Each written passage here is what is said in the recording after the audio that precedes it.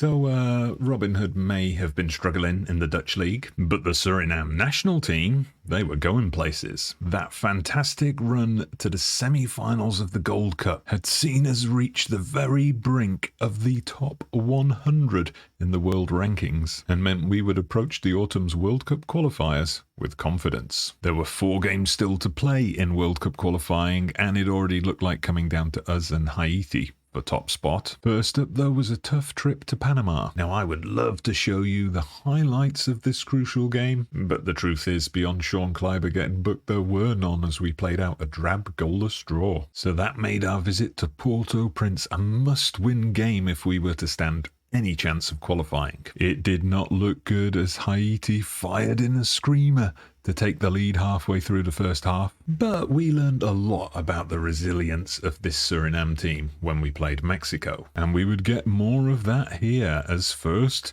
Robinhood boy Sylvain Cherry equalised and then made it 2 just before half time. He completed a fantastic hat-trick halfway through the second half to seal a vital win as we stunned Haiti in their own backyard and went 1 point clear at the top of the table with 2 games to play. And with both those games at home against El Salvador and Panama, maybe, just maybe, we stood a chance. We would warm up for those crucial World Cup qualifiers with the ABCS tournament in early October, a tournament I'd won twice already, so we'd be going for the three-peat. Curaçao were no match for us in the semi-final as the old guard of Tavrede, Shaquille Piñas and Becker gave us a 3-1 win to set up a final with Aruba.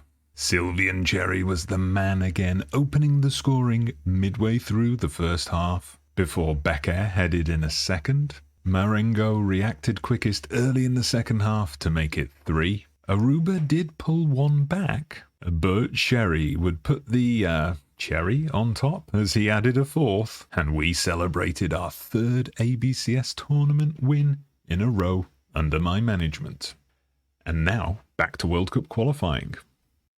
We needed to make a statement against El Salvador, and we did just that, romping to a 5-0 victory with Sylvain Cherry again getting 2. All of which meant we just needed to beat Panama at home in our last game to secure a place at United 26.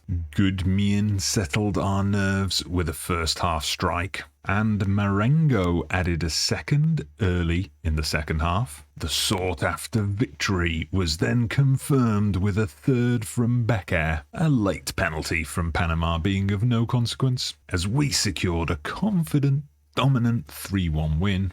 And just look at that tiny little Suriname topping their group and on their way to the grandest stage of world football. And it looks like Curaçao are going to join us as well. Now I'm tempted to leave it there and we can have the World Cup draw as a cliffhanger to entice you in for the next episode. But I like you. I like you for making it this far in the video.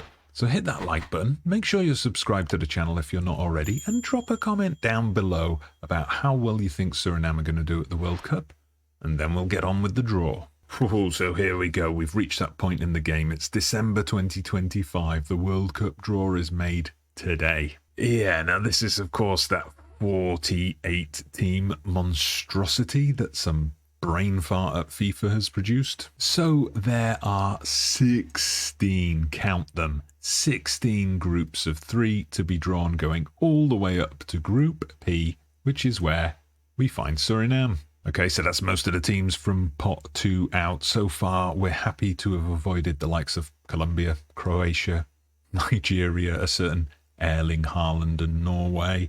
So who do we get? I think we've got to be fairly happy with Australia out of that group of teams. So USA, of course, as main host going to Group A, and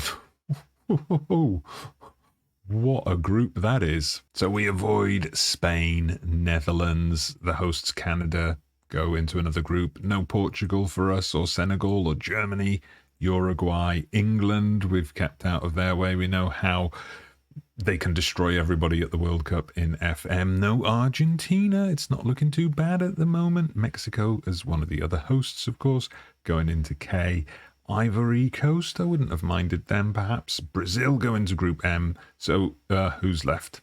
Belgium, Italy, and we get the French. So there's confirmation of the group. We're clearly the weakest team there, but I don't know. I think it's going to come down to avoid a complete thrashing by France, and then hopefully we can get a result against Australia. But yeah, I will agree with the in-game news item there that it is indeed a tough group, but the one that we're going to look forward to. So wish us luck.